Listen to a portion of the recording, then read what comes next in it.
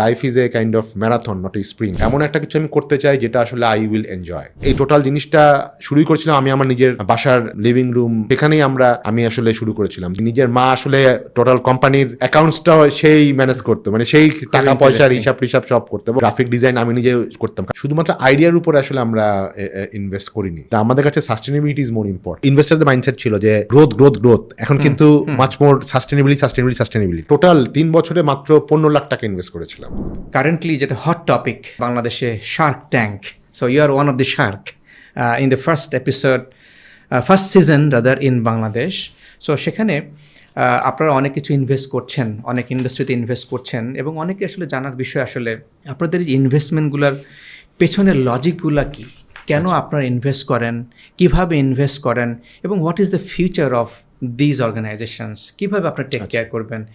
This is the first time যেখানে আসলে আমরা দেখেছি আসলে গত কয়েক বছরে আমাদের হয়তো সরকারি বেসরকারি পর্যায়ে বেশ কিছু এরকম প্রোগ্রাম হয়েছে যে পিচিং হচ্ছে, কেউ কি ইনভেস্টমেন্ট পাচ্ছে, বাট সেগুলো একটু much more tech start up টাইপের, মানে টেকনোলজি বা যেটা আমরা টিপিক্যালি স্টার্ট আপ বলি সেগুলো আর কি। বাট এইবারই শার্ক ট্যাঙ্কের এরকম যে ছিল না তা না, বাট মেজরিটি ছিল হচ্ছে খুব ট্র্যাডিশনাল ব্যবসা করে। হ্যাঁ, সে কথার কথা, কেউ একটা ফার্নিচার ব্যবসা করছে, কেউ একটা মানে ফ্যাশন ব্যবসা করছে, কেউ হয়তো কসমেটিক্স বিক্রি করছে, নিজে প্রোডাকশনও করছে, কেউ হয়তো বাজার থেকে মাছ বা মানে একেবারে সোর্স থেকে, সমুদ্র থেকে মাছ নিয়ে ঢাকায় বিক্রি করছে, হয়তো ই কমার্সের মাধ্যমে বা ফিজিক্যাল রিটেল চ্যানেলের মাধ্যমে। তো এই জিনিসগুলো আমরা দেখেছি যে এই গ্রুপটা নর্মালি এই টাইপের মানে একটু শহরে মানে যেই কম্পিটিশনগুলো হয় তারা আসার সুযোগ পেত না। তো শার্ক ট্যাঙ্ক ওই জিনিসটা করেছে যে সারা দেশ থেকে প্রচুর রুট লেভেল থেকে বেশ কিছু উদ্যোক্তাদেরকে তারা নিয়ে এসছে, এবং which is very good thing. আর আমরা যারা ইনভেস্টার হিসাবে ছিলাম বা শার্ক হিসাবে ছিলাম, তারা আসলে কয়েকটা ব্যাপার দেখেছিলাম যে শুধুমাত্র আইডিয়ার উপরে আসলে আমরা ইনভেস্ট করিনি। আমরা একটা হচ্ছে যে পার্সনের উপরে, যে কাজ করছে বা যারা উদ্যোক্তা তার কতটুক প্যাশন আছে, ডেডিকেশন আছে এবং পটেনশিয়াল আছে। তো সেটা আমাদের জন্য সবচেয়ে বড় ক্রাইটেরিয়া ছিল। আরেকটা ছিল যে ও কি অলরেডি তার ব্যবসাটা ছোট হোক কিন্তু রানিং কিনা, সে অলরেডি ক্যাশ ফ্লো জেনারেট করছে কিনা। হ্যাঁ, কেননা আমরা দেখেছি যে গত কয়েক বছরে এই টোটাল স্টার্ট আপ ভিসি এই সিস্টেমে কিন্তু দেখা যায় অনেক ক্ষেত্রে অনেক বড় বড় ভিসিরা অনেক ক্ষেত্রে অনেক নাম্বার তারা তৈরি করতো বা হোয়াট এভার। তো দেখা যায় যে কোম্পানিগুলো বেশি দিন সাস্টেন করতো না, কিন্তু আমাদের কাছে সাস্টেনেবিলিটি ইজ মোর ইম্পর্টেন্ট। হ্যাঁ, তো আমরা তো খুব বেশি ইনভেস্ট একটা কোম্পানিতে যে পুরো ইনভেস্ট আমরা তো করা আমাদের পক্ষে সম্ভব না, কারণ আমরা অনেক কোম্পানিতে ইনভেস্ট করেছি বা করছি।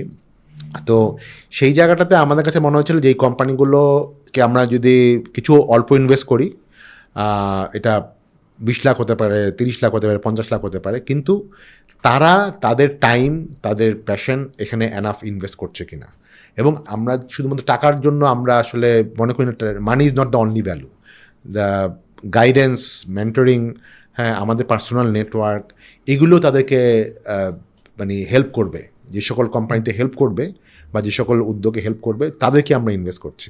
তো এই 2-3টা জিনিস আসলে, একটা হচ্ছে যে তাদের প্যাশন, তাদের ডেডিকেশন, আর একটা হচ্ছে যে আমরা যা ইনভেস্ট করছি বা আমরা যেই জায়গাতে ভ্যালু অ্যাড করতে পারি যেই ভেঞ্চারগুলিতে, সেখানে আমরা ইনভেস্ট করছি। আজ থেকে যখন 3-4 মাস আগে আমার সাথে তাদের যোগাযোগ হয়েছিল শার্ক ট্যাঙ্কের যারা বাংলাদেশে ম্যানেজ করছে, তখন আমি অত এক্সাইটেড ছিলাম না। এখন যে যতটুকু এক্সাইটেড, দ্য রিজন ইজ আমি মনে করি যে এই শার্ক ট্যাঙ্কটা যেহেতু এখন মিডিয়াতে আসছে, এটা নিয়ে লোকজন কথা বলছে, আপনাদের মতো যারা আছেন তারা অ্যানালাইসিস করছেন, তো এই জিনিসটা দুটা জিনিস ড্রাইভ করবে। একটা হচ্ছে এরকম আরও অনেক হাজার হাজার উদ্যোক্তা কিন্তু আমাদের সারা দেশে ছড়িয়ে আছে, তারা